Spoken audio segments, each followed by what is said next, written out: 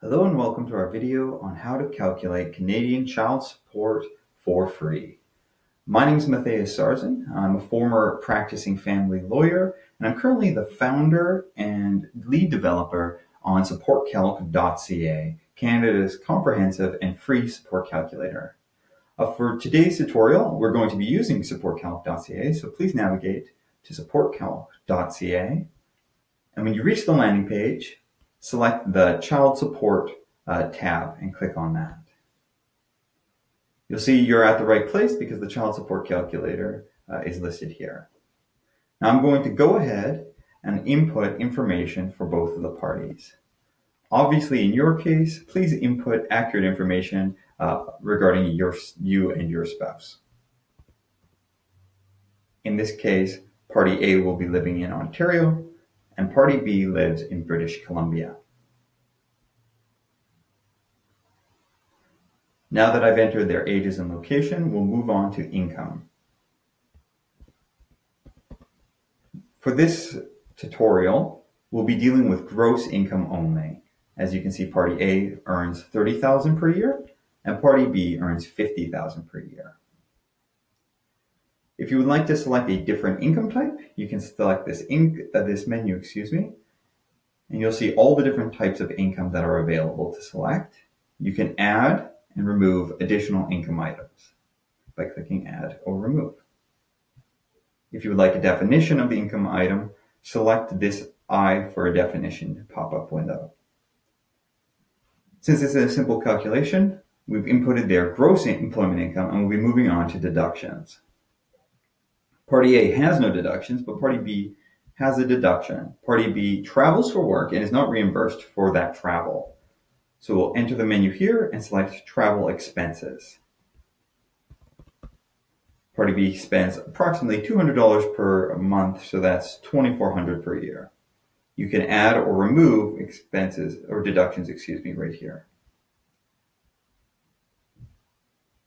Let's move on to children. As you can see, one child is automatically added because this child support calculation requires at least one child.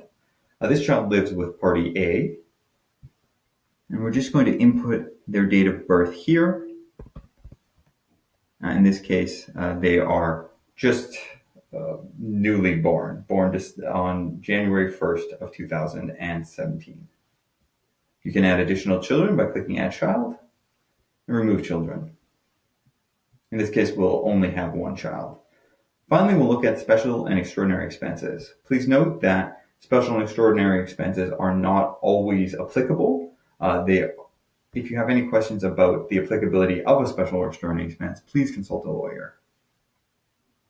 In this case, Child 1 requires $1,500 per month in childcare expenses. So you see, you enter the amount, select the child, make sure you have the appropriate child selected, and select the frequency.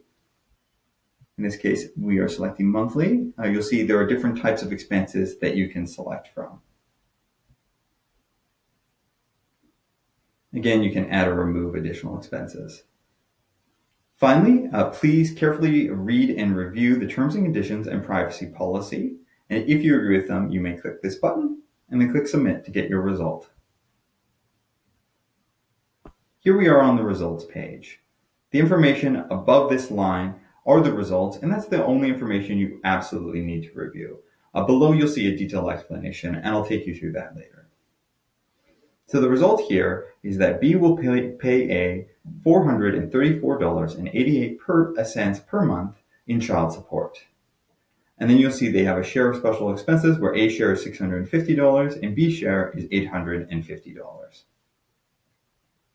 That's the result. If you care to see the detailed explanation, you'll see all the inputs, the children, and how we handle your income. Here is the share of special and extraordinary expenses and how we calculate that by proportion. And it's that simple. Just remember, this is a free software product, so you can take your time and you can recalculate as many times as you would like. If you have any questions, please consult a lawyer. And while you're at it, why not consult one of our sponsors who make this service possible? Thank you and good luck.